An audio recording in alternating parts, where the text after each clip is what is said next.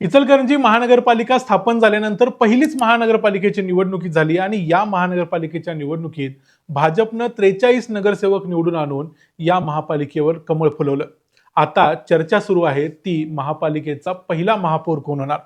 भारतीय जनता पक्षाच्या शीर्ष नेतृत्वानं म्हणजे राज्यातल्या नेतृत्वानं यावेळेला असं ठरवलंय की भारतीय जनता पक्षाचे जे 22च्या 22 महानगरपालिका असतील तिथं एक सरप्राईज दिलं जाईल. तिथं तरुणांना, उच्च शिक्षितांना आणि निष्ठावंतांना संधी दिली जाईल. त्यामुळे आता इचलकरंजी महानगरपालिकेत आणखीन 2 दिवसात आरक्षण कुणाला जाहीर होणार ते समजेलच. पण जर महिला आरक्षण जाहीर झालं तर इचलकरंजी महानगरपालिकेच्या पहिल्या महापौर होऊ शकतात अरुणा प्रमोद बचाटे. त्यांचं नाव आघाडीवर दिसतंय कारण त्या तरुण आहेत, उच्च शिक्षित आहेत, इंजिनियर आहेत, व्यावसायिक आहेत, त्यांचा बिझनेस आहे. त्यांचे पती प्रमोद बचाटे गेली 15 वर्ष भारतीय जनता पक्षाचे निष्ठावंत आहेत.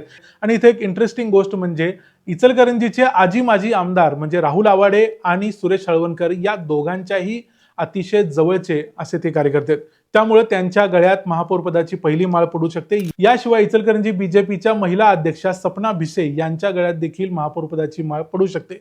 याशिवाय जर सर्वसाधारण पुरुष गटात गेलो तर अभिषेक वाळवेकर यांचं नाव आघाडीवर आहे.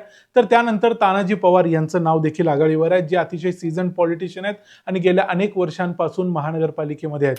त्यामुळे इचलकरंजीचा पहिला महापौर कोण होणार ते येत्या काळात म्हणजे फेब्रुवारीच्या पहिल्या आठवड्यात समजेल. पण त्याच्या अगोदर पुढच्या 2च दिवसात समजेल आरक्षण कुणाला जाहीर होणार.